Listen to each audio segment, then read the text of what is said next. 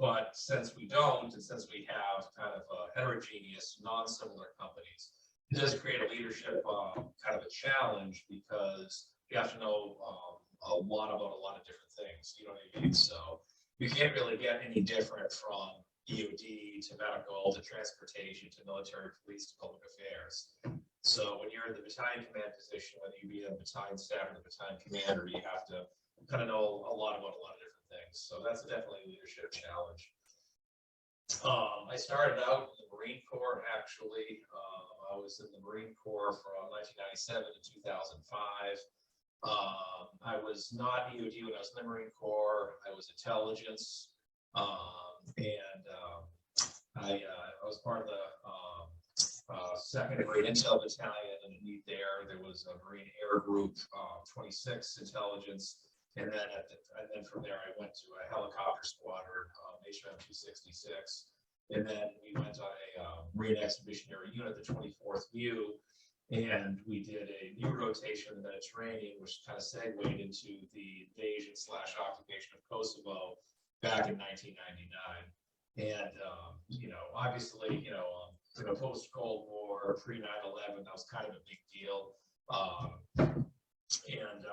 Then after that, in 2005, I segued out of the Marine Corps into the Army National Guard.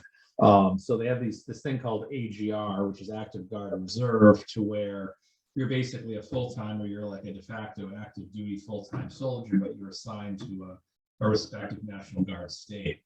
It's kind of a hidden secret, because it gives you the ability to be active duty, but you can't be moved out of that state. Normally, when you're Title 10 active duty, every 3 years you get PCS, permanent change of station, where you get moved around the country. But when you get assigned to a state in AGR, you can't be moved out of that state. Now, obviously, the size of that state will kind of, dictate where you can be moved and how far. If you're a part of an AGR program, if you're part of the AGR program in Rhode Island, which is a very small state, you probably never move. But in New York, Texas, California, bigger states, they can move you around those states, which is almost like a de facto PCS move when you're Title 10 in active duty. But I've been kind of blessed being EOD, that is the battalion and company in the States co-located in Glenville, so I can't be moved elsewhere. They can move me wherever they want to. I can go to New York City, I can be moved out to Buffalo, wherever. But I've been, very lucky to have the longevity and living in the same area. I didn't actually come into EOD when I first came into this program. When I first came into the New York AGR program, I was on the WOD team, the second civil support team, and they were basically these kind of like a chemical and biological WMD defense teams that actually were invented before 9/11, and circa 98, 99. And then obviously it rose a lot in reports after 9/11, because terrorist threats were obviously highlighted. Homeland security became a big priority for our country. I did that as an enlisted soldier. I came over and I was a staff sergeant. I was called a team chief on the WMD team. And I did that for 4 years. And I had completed my college degree, circa 2002, after going, part-time for the better part of the decade. So I had a college degree in my own, so I kind of always knew that I could be an officer if I wanted to. I always wanted to go EOD. I actually tried to go EOD when I was in the Marines, but at the same time, this was pre-9/11. They just weren't taking people at that time in the Marine Corps for EOD. So, I knew there was kind of EOD in New York State, but I really didn't think of going EOD. And then, circa 2008, 2009, they basically changed the force structure of the EOD companies. They went from what were called, legacy companies, which were 23-man companies to 44-man companies. So basically, overnight, they almost doubled the size of these companies. So it was a big manpower. There was a big kind of like a manpower So they also needed officers. They knew that I had my college degree, so they offered me a direct commission to go into EOD as an officer. Normally, direct commissions are reserved for like doctors, lawyers, like certain types of professional types that come into the military from a non-military background. What a direct commission is you basically get to skip OCS, Officer Candidate School. You still have to do your basic officer leaders course, your BOLIC, but you at least get to skip OCS. And they did so under the kind of the auspice that at that point I'd been an NCO for 12 years and it was doubtful what I would have really quote unquote learned at OCS. They kind of offered that to me as an enticement, and I took it. But what I actually had to do was I had to leave my AGR position, which was the enlisted position on the WOD team, because they didn't have any AGR officer positions open. So I became what's called an M-Day soldier. And an M-Day soldier is what you think of when you think of like a weekend warrior, a part-time soldier, 1 weekend a month, 2 weeks during the summertime, you know.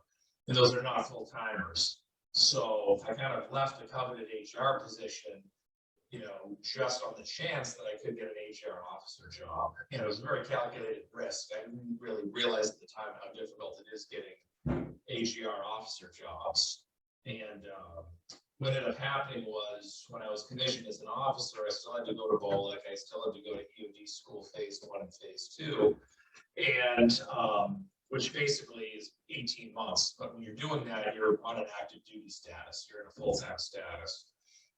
So I did that. I went to the basic officer leaders course, which is for ordnance for EOD. So you have your different branches of the Army. You have artillery, you have infantry, you have engineers, you have ordnance. I could go on and on, but the one that's designated for EOD is ordnance, your ordnance branch. Until you get the rank of captain, with the captain's career course, and you get rebranching to logistics to give you a little bit more flexibility on potential landing places. So it's the ordnance basic school, and after that, I went to EOD school phase 1. How the different branches deal with EOD is really different from branch to branch. So in the Marine Corps, you were saying you interviewed your relative who was Marine Corps EOD. Usually, they don't take you off the street as EOD in the Marine Corps. You usually come from another job or another MOS, and it's usually like your E5 when they allow you to come into EOD. So to prepare you for EOD school, which is one of the most difficult schools in the U.S. military, the Marine Corps gives you 6 months of on-the-job training with EOD before they send you to EOD school. The Army does it a little differently. Since EOD school is so difficult, depending on what's going on at the time, the attrition rate there usually goes in between 50% to 85%, which is really, really high. That's like 15 to 50 people out of 100 actually get through the school, which is sky high. So how do you prepare yourself to go into a meat grinder like that? The different branches of service all do it differently. As I said, the Marine Corps does that OJT time, and what the Army decided to do was to make what they call phase 1, which is kind of like a microcosm of the EOD school, which is only about approximately 2 months long.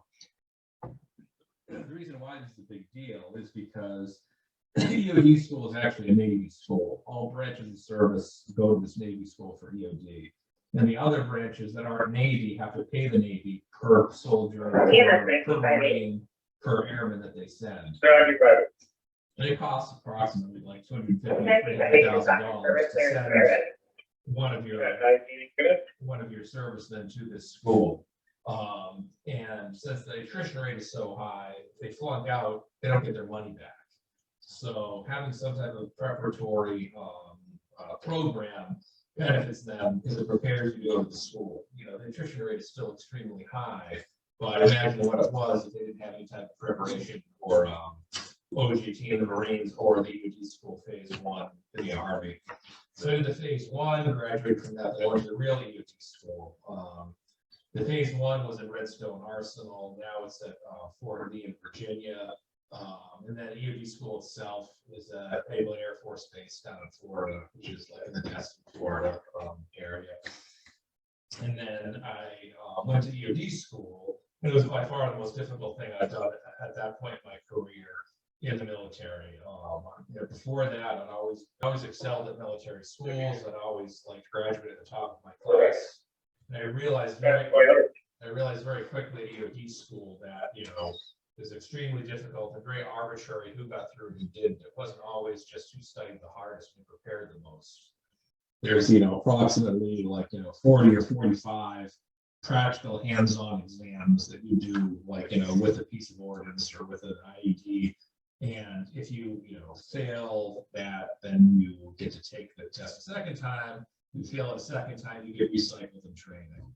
And then usually you're only recycled up to 2 times and they kick you out. So some of the best soldiers, and Marines and airmen and, sailors that I ever worked with actually failed out of EOD school. So the fact that I got through it was huge. And once again, it was a huge calculated risk because I resigned my enlisted AGR position to actually go do this.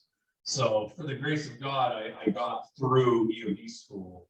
And then my battalion was deploying to Iraq like 3 weeks after I graduated. So I knew that I had another year of active duty employment. So we went to Iraq, and then at the tail end of my Iraq deployment, an AGR officer position opened up my battalion, which I competed for and got the position. So I was an M-Day soldier for 2.5 years, but all that time was active time, which was kind of a big deal. Because it wasn't it was time I threw towards my retirement, which was good. And then I went to Iraq in the fall of 2010, and that was really we were really closing the door on operations in Iraq. The last soldiers were withdrawn from Iraq in it's hard to say, but the bulk of our forces were out by December 31st, 2011. So it was really a lot of transition trying to enable the Iraqi police and the Iraqi Army bomb disposal units to actually deal with EOD threats without us assisting them. And we had very varying degrees of success doing that. But yeah, I'm sorry to kind of run on. Why don't you start asking questions? We can kind of roll from there. So you mentioned 9/11 a couple times. What was it like, and where were you? I was actually in school. I was in college at Boston College. I did 4 years active duty in the Marines, and I was in the Marines in a reserve capacity while I was going to college. And I was in a Russian history class at Boston College when I heard that 9/11 had happened. My reserve wasn't activated during my time after 9/11. So it wasn't until 2005 that I got the WFT and AGR position that I kind of went back to a full-time status. It was kind of a big deal because I just finished 2 or 3 months prior in active duty, going back to school full-time when 9/11 happened. So I was only 3 months removed from active duty when it happened. But it was one of those things to where at that point I had already committed to a career in the military. So it didn't really change the course of my life as far as a lot of people made a decision to join the military after 9/11. I made that decision a couple years ago. Yeah. So it was definitely a big deal. It was certainly arguably one of the biggest watershed dates in U.S. history. You know what I mean?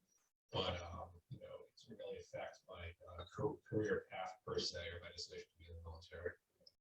So I know you mentioned you were deployed Iraq 2010. Mm-hmm.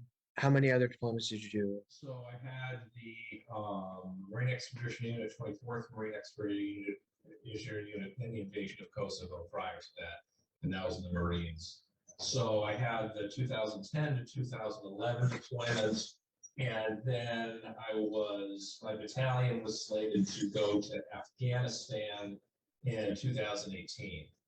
And it was a very short notice to when we got what we call it the NOS, the notification of sourcing. It was literally less than 90 days. Originally, they were going to send a small detachment of 6 just command echelon only. And then that kind of, on very short notice, turned into the entire battalion headquarters.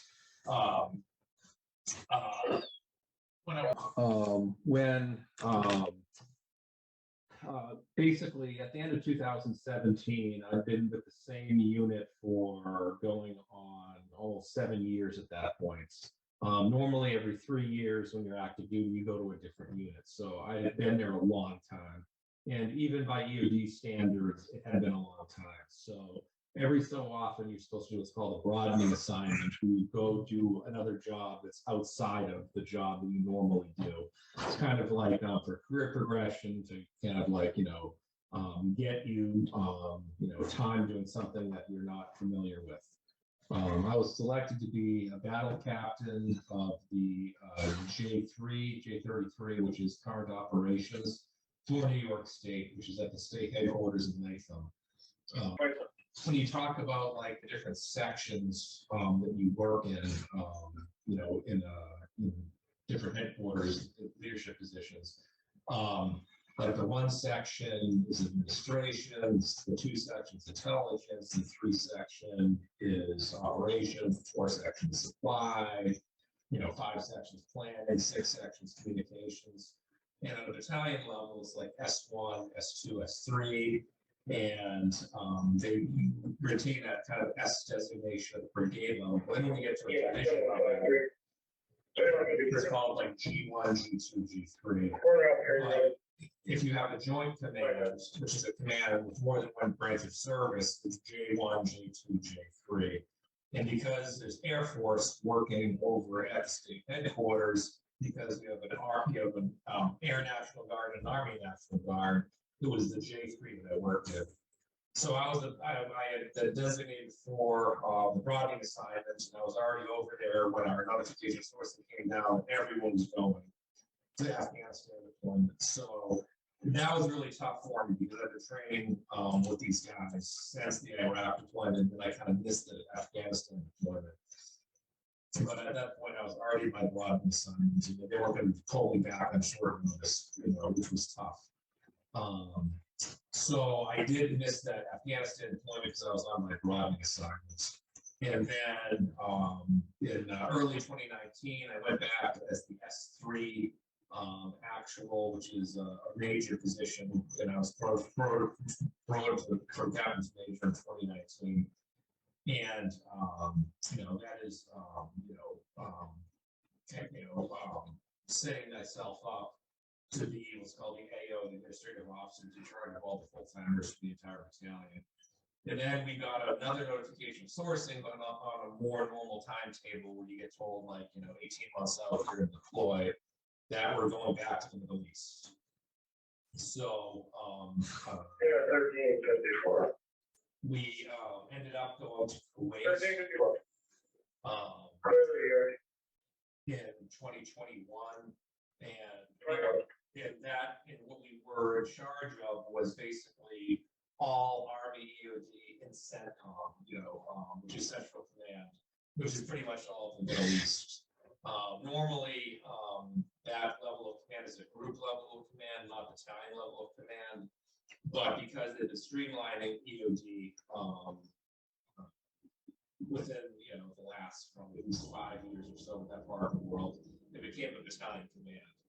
So as the S3, I was in charge of all Army EOD operations in CENTCOM. So during my last deployment that I just got back from a couple of weeks ago, we were based out of Kuwait, but we had EOD teams in Syria, in Iraq. We also have in Afghanistan. We're part of the whole withdrawal in Afghanistan at which is kind of like a once in a generation kind of military event.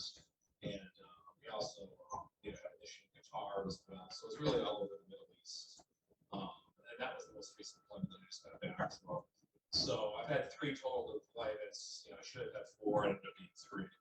And then, I'll probably, before I retire, probably have 1 or 2 more. So we want to ask a little more questions about your deployments. Sure. And Evan, if you. So were you ever inside a bomb suit yourself outside of training? So no, not myself. I was a battle captain since I'm an officer. So I did not, I was not, I mean, I was at EOD teams that actually did that. And so I was not the one who was actually, once again, like, you know, when you talk about EOD, everyone thinks of the bomb. And basically, what you're supposed to do when you're dealing with an ID or a piece of ordnance is you need to basically exhaust all remote means of dealing with that piece of ordnance before you put on the bomb suit. The bomb suit is the last resort. You don't put on the bomb suit first, you put on the bomb suit last. So in a lot of cases, sometimes whether it be robots or some type of remote means, that's how we deal with it. Preferred So how often did your EOD calls end up being IEDs instead of ordnance? Geez, the vast majority of them, I would probably say upwards of 80–90%. A lot of IEDs are made with ordnance. This is on a classified level. Like there was, you know, a lot of ordnance was left over and unsecured in Iraq after, you know, Saddam Hussein was deposed, and a lot of like the insurgent groups basically stole a lot of that stuff from armories, depots, you know, supply points, and then later on made IEDs with them. So a lot of times you would be dealing with ordnance components, but as part of an IED, I would say upwards of 80–90%. So how often were bomb suits or robots ever used during calls as a last resort? Very, you know, bomb suits.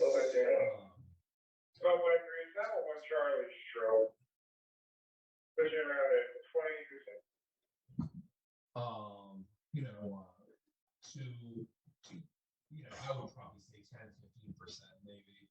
A lot of times, you know, rendering, you're in the position of you have an IED.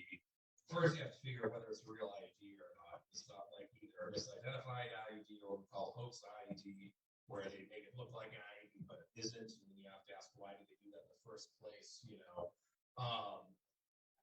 but a lot of times, you know, dealing with the ID and rendering it safe, whether it be with a robot or whether it be with a actual EOD tech or a bomb suit, it's risk versus reward. So you have to basically do an analysis of what is threatened by that IED. Okay. So if you have an IED or a piece of ordnance that's next to a hospital or something like that, where there are people, obviously you want to render safe that piece of ordnance for that IED. If you have an IED or a piece of ordnance that's in the middle of a farmer's field that just got found, there's not another human being, you know, within 10 kilometers, you can do what's called a BIP or a blow in place, where you actually blow up the piece of ordnance for the IED instead of actually trying to render it safe. And then, you know, making that call is kind of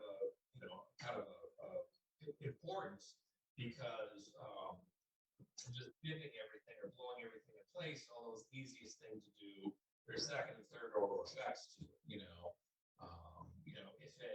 If an insurgent put a 20-pound IED in the ground, you decide to blow it in place and then keep on moving, then you leave a bigger hole in the ground that they can put a 40-pound IED in. And then if you blow up 40-pound IEDs, they're a bigger hole, they can put an 80-pound IED in, And so, you know, you have to look at what infrastructure is threatened, whether human beings are threatened, and then you have to make that decision whether you blow it in place or try to render it safe.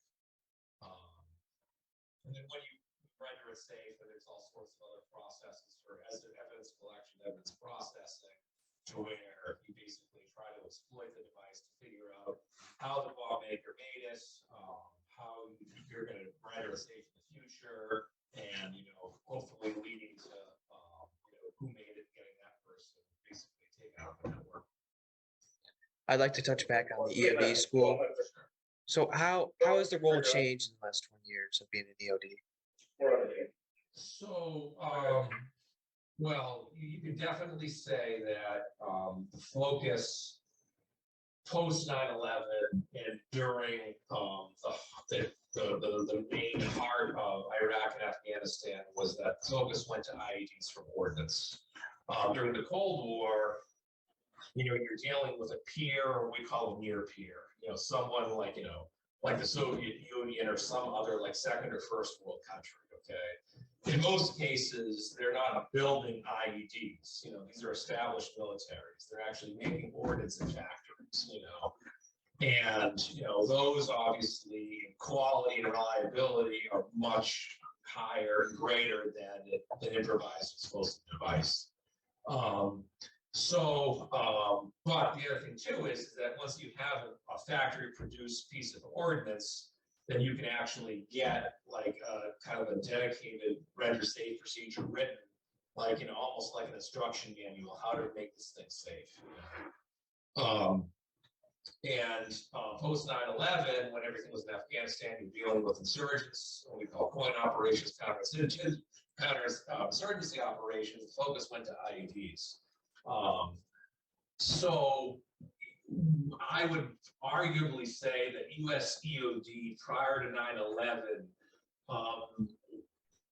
did not have the best training in the world with IEDs. I would say that the British military certainly did, because they've been dealing with insurgencies in Northern Ireland and other prior colonies post World War II, when we were really focused on ordnance, because during Cold War the focus was the Soviet Union and the Warsaw Pact countries. So we kind of in EOD had to get really good, really fast at IEDs. It's not to say that a first world or a second world army can't make use of IEDs. They certainly can, but obviously, when given the chance, the option to use conventional ordnance or an IED, they're going to go with conventional ordnance. The last probably 5 or 6 years, as things kind of calm down in Iraq and Afghanistan, the focus is going back to conventional ordnance now from IEDs. We were so IED centric in EOD. Not to say that we didn't train with ordnance, we focused on ordnance, but everything was really focused on IEDs. That we're kind of going back to basics with conventional ordnance now. And that's not just an IED, but I call EOD kind of a microcosm for the greater US military. And we're concentrating now on, near peer adversaries versus insurgencies. There's a lot of debate in the Army about how coin-centric we went since 9/11, where everything was focused on counterinsurgencies. And, there are certain, soldiers that, usually in like, the field grade or general grades, decision makers who were saying that we're hyper-focusing so much on counterinsurgency or coin that we're kind of losing our mojo dealing with conventional threats, near-peer threats. And then, I think, when the Crimea was annexed, approximately whatever it was, 5 or 6 years ago, that was kind of a real clue that things were going back to near peer with the former Soviet Union or Russia right now, And then obviously everything going on in Ukraine right now, a lot of the focus is back on peer-peer and near-peer. So now in EOD we're kind of focusing back on conventional ordnance, because if you're going to be fighting a peer or near-peer, it's probably what you're going to be dealing with more than IEDs. And even when you are dealing with a peer or near peer, there can be unconventional forces, paramilitary forces who still use IEDs. So they're never going to completely go away. But considering how focused we got on IEDs during Iraq and Afghanistan, you can kind of say that. Getting back to basics. Yeah, I know you said this, the EOD school is really expensive and really hard. So do you think soldiers should receive a basic training because of the new climate with it? Can you repeat the question? If the soldiers should receive basic EOD training, because of the current climate, as you said, there's a lot more Do you mean basic training as in outside of EOD, or are you talking within EOD? within EOD. Well, all soldiers in Army EOD still go through their normal basic training. We do take people as EOD techs we call off the street. Like when I was explaining how the Marine Corps does it, to where you have to be an E5 sergeant before you become one. You can be off the street as a private in Army and just be EOD. You still have to go through basic training. And then the same thing is true with officers. They can come right out of OCS or ROTC and then go right to their bullet and go right into EOD.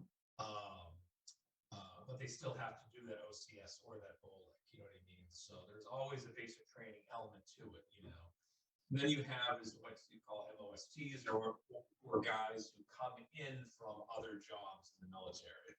And those guys tend to come in as specialists. They come into sergeants. There was a time where they could come into staff sergeants from other jobs in the military. There were advantages to that because they tended to come in with a little bit more maturity than people who are coming off the street when they're 18 years old.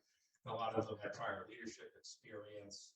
But the problem with the MOSTs was that a lot of times, by virtue of their rank, if they're coming in as sergeants or staff sergeants, they were being put into team leader slots.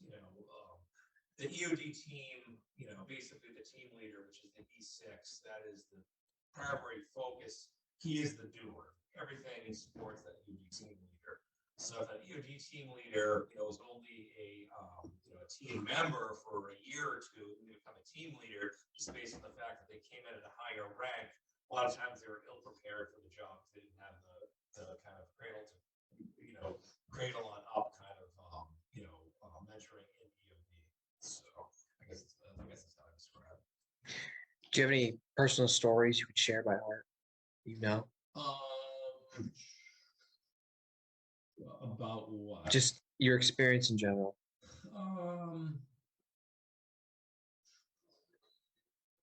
Situations that you recall. Yeah. It's interesting with EOD, because all register safe procedures are classified. You know what I mean? So I can never talk about a specific EOD incident that we're on or how we dealt with a particular IED.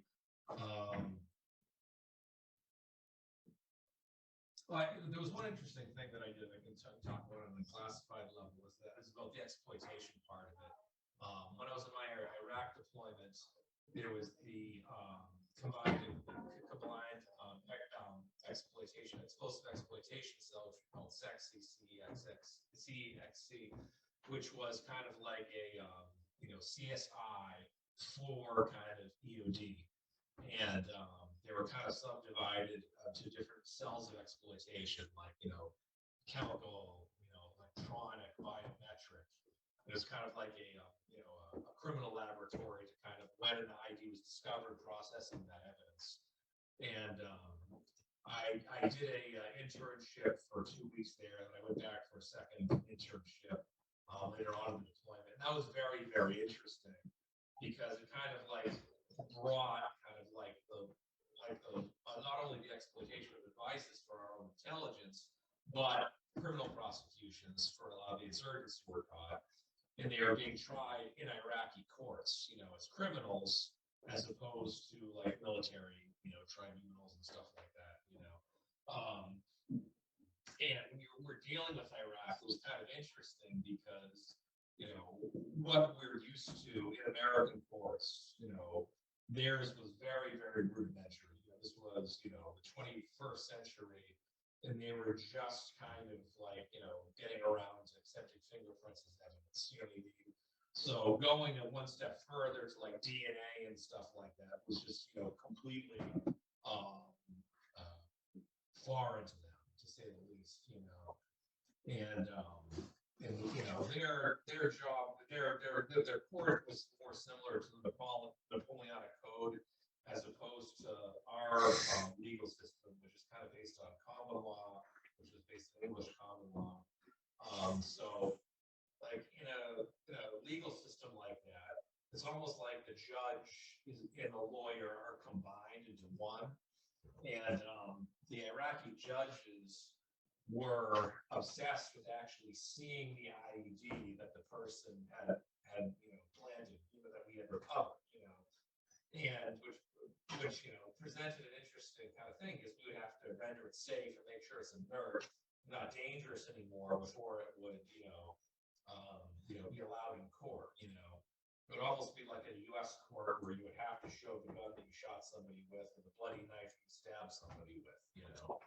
And I just thought that was kind of interesting, that they were kind of really obsessed with the actual IED itself. You know what I mean? So at that point, after we've tampered with it, made it safe and rendered it safe and exploited it, at that point, it's already been vetted. You know what I mean? What does him having eyes on it or hands on it do for anybody? But I thought that was just kind of interesting. And then I guess another interesting thing is kind of where EOD is going right now, kind of as a branch. And EOD for the longest time, as I told you before, we're kind of concentrated on conventional ordnance and then IEDs. And conventional EOD is what most people think about, when they think of EOD. But a lot of EOD now is we call it soft support, supporting special forces. And that's kind of a different animal to where you're traveling lighter, you're traveling more expeditionary. But at the same time, the EOD tech has to be in better shape. They have to be able to shoot better than the average soldier, the average EOD tech. So we're trying to figure out for the EOD techs that support special forces, what training they actually need, what actually qualifies them to support special forces. My most recent deployment, a good percentage of our EOD techs were in support of special forces, which is a totally different kind of skill set to what we've been dealing with before with conventional EOD. So now, I think we're going to be seeing it actually get codified in the future to where, there'll be EOD teams that are specifically soft support teams, EOD companies specifically EOD soft support companies, as opposed to just regular EOD companies that have special operations qualified individuals. So I guess that's kind of interesting, but can't tell you a whole lot of stories per se on classified level. How is your military life translated over here in America? As I said, I've been blessed with an unprecedented amount of stability for my family. I've been in active duty in New York since 2005, and it's 2022 now, which is almost 17 years, which is an unprecedented amount. I'm going to say until 30 years, which is mandatory requirement if I can. But at the same time, no one usually gets such stability like that. So I've been really blessed with that. I lived in Saratoga for 15 years, and most recently moved to Middle Grove. My son was in the same school system the entire time. So a lot of the family hardship that the family has to endure being in the military, moving schools every 3 years, moving houses every 3 years, we didn't have to endure that, which was, really a blessing for my family, being without me and dealing with like the stresses that I have to deal with, it's still tough on the family, but it was made a lot easier by the fact that we weren't being moved around every 3 years. If you want to ask that. Are you a part of any support groups? As far as, do you mean a fraternal group or like a support group? Just, I mean, really anything like. No, and a lot of that is because I'm still active right now. You know what I mean? Like, I'm responsible for an entire battalion of soldiers. You know what I mean? I just don't really have the time to be involved in the Veterans of Foreign Wars, the American Legion. Even something like the EOD Warrior Foundation and stuff like that. Like, I wish I could give them more time. I really don't, because I'm too busy. If I was a part-time soldier or once I retire, I'm sure I'll probably be more active in those.